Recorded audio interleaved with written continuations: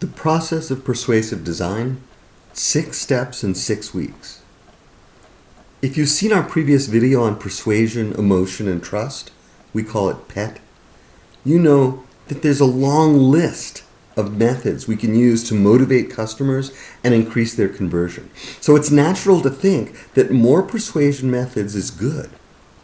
Lots of persuasion methods will result in lots of conversion.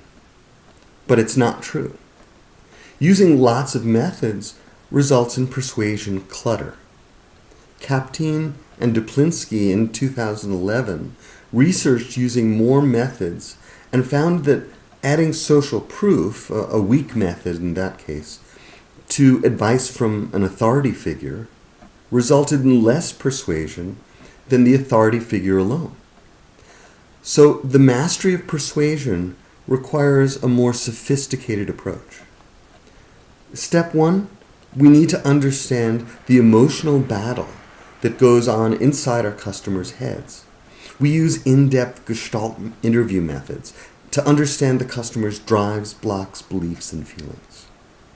Step 2, we collect the insights from a bunch of customers so you have a good picture of the things that usually matter and you have a sense of the big, strong issues.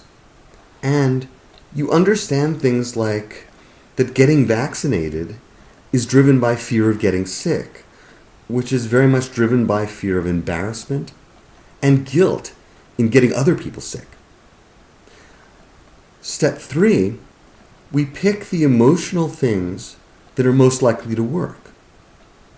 It's no surprise they're often related to fear, food, or sex, and protecting our kids.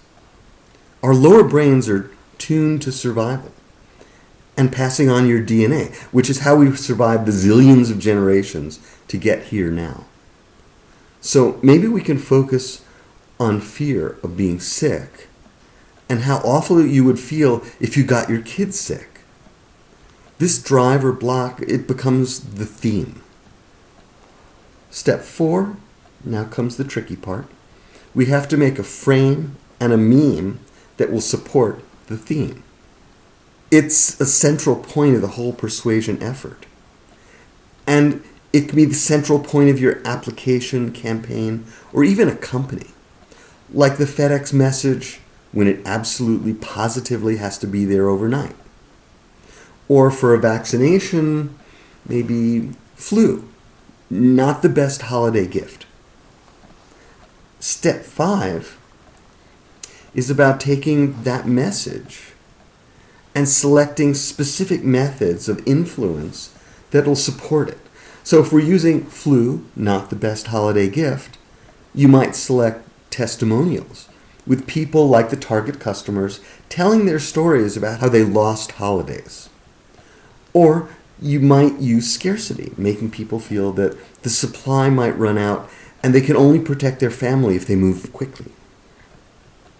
And finally, in step 6, we want to look at the flow of the customers moving through your digital interaction. In fact, the entire interaction. Your customers, they sort of march through your website, or sometimes march through several sites as they reach a point of certainty and become ready to buy. We have to have a strategy that pulls people through that interaction. A home page needs to capture attention and draw the customer in.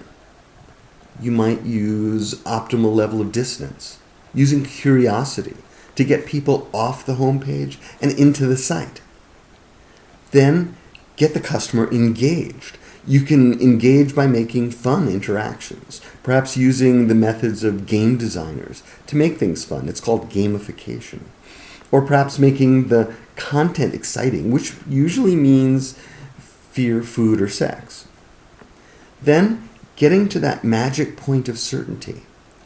When the actual sale happens, we must always remember that this is an emotional event.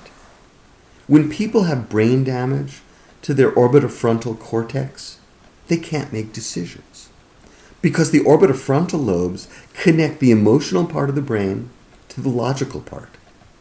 So this is the point where we use emotional triggers to close the sale. Not just any triggers, but ones that align with the theme and frame and mean.